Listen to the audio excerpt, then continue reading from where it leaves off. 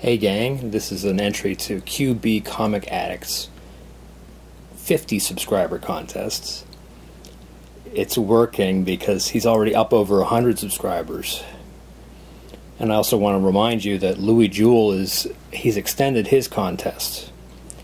You can show for his contest any weird first appearance, any horror books you want, any weird books you want, basically anything you want. This actually might count as an entry to his contest because he's so freewheeling. Anything you show, just say that it's an entry into Louis Jewell's contest. But back to this contest. QB Comic Addict wants you to show 10 books by 10 different artists. I'm going to try to do that. I'm going to try just not show Brian Boland books. I'm going to start with the crappiest condition one. This is the June 1980 Heavy Metal, with a cover by H.R. Geiger, or Giger, I don't know how to pronounce that name. This is in terrible condition, but I bought it for 10 cents. I defy any of you to pass this up for 10 cents. This is an early Amanda Conner Vampirella cover for Combo magazine. It's in crappy condition too. It's held together by packing tape, but I couldn't pass it up for 25 cents. You may wonder, what is Combo? Well, it's this rip-off of Hero Illustrated, and I don't know who would rip off Hero Illustrated, but those other magazines, they're all the same. They got the price guide at the back. Well, Combo mixes it up. They think outside the box. They've got the price guide in the middle. Combo. And this is Marvel Year in Review 93, cover by Sam Keith. This is actually an early Deadpool cover appearance, and I can't get anyone to pay attention to it. This came out right after the first miniseries, and there's actually a fake ad. It's Deadpool's first parody. There's a parody of Deadpool in What The, but this is the first time that he's in a parody. The text says, you've just murdered however many people in your first miniseries, what are you going to do now? And he says, I'm going to Murder World. And he's murdering Donald, a Goofy, and a Mickey stand-in. And then it's Arcade saying, welcome to Murder World. I can't get anyone to pay attention to this. Everyone's after Deadpool early appearances, and no one cares about this. The Superpowers Volume 1, Number 3. This is a cover by Jack Kirby, and this is Jack Kirby's least wonky 80s stuff. Me and Giant Acosta on Twitter were talking about what's Jack Kirby's first drawing of the Joker, and I think it's the Superpowers poster, but he thinks it might be Superpowers, the cover to Superpowers number 1. But I showed him the poster and he was like, yikes, because it's so wonky. This is the least wonky Kirby from the 80s I can find. More Wonder Woman with the cover to Wizard 123. It's an Alex Ross cover. I have the other cover opened. I never opened this one. It's still pretty beat though. And this is Amazing Heroes 197, a nice Brian Boland cover. I had many Brian Boland covers to choose from, but I figured this was the nicest.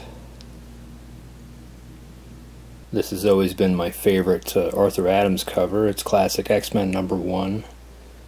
It's not in perfect condition, and it's a little yellowy, but I think I got it for a quarter, so. This is Swamp Thing 159 by Tom Taggart. It was a toss-up between this and a Doom Patrol cover. I showed both of these to Dr. Von Chilla, and he's added them to his list. This is Comic Book Artist number 22. A nice Magnus Robot Fighter cover by Bruce Timm. And finally, this is Amazing Heroes 190. This is a Adam Hughes cover. I hope that a billion people haven't showed this already. I wanted to be able to show covers that you haven't seen a billion times. But this also has a nice feature interview with Adam Hughes from his early days, and this covers a joke about how he's already known for doing juggy pinup girls. And you'll want to know the 3 things that we're reading currently, and I'm always into strip collections. This is the collected works of Buck Rogers in the 25th century.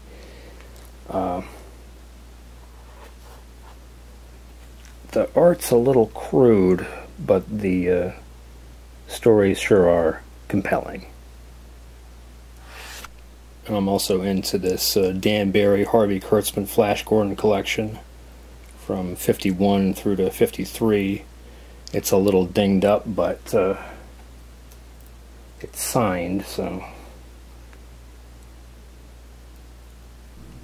And of course, I'm always reading fanzines. This is Hero Illustrated. I got a wad of them just before Christmas. Actually, got them to give to my dad to give to me for Christmas. I don't know why you can't just give me a gift card, but whatever. And you want to know what we're on the hunt for. I'm missing 4 issues of this Alan Moore Supreme run.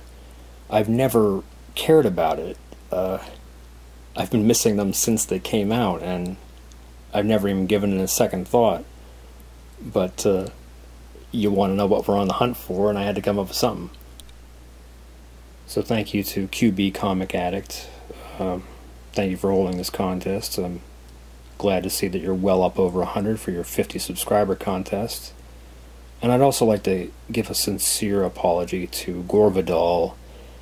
In my last video, I mentioned Mad Magazine. I told a story about it, and it ends up I've infected him. You know how that happens. You're watching one of these videos, and next thing you know, you got this itch. You got an itch to see what's inside of the book that someone showed. Well, I infected him with Mad Magazine. He found a box of paperbacks. He bought them and read them. He told me he couldn't stop laughing, and it's like, dude, I'm sorry. I've been infected by Tim Morant. I got a bad case of the Marvel graphic novels. But me and Jared Osborne and Tim, we've shared our horror stories about super boxers.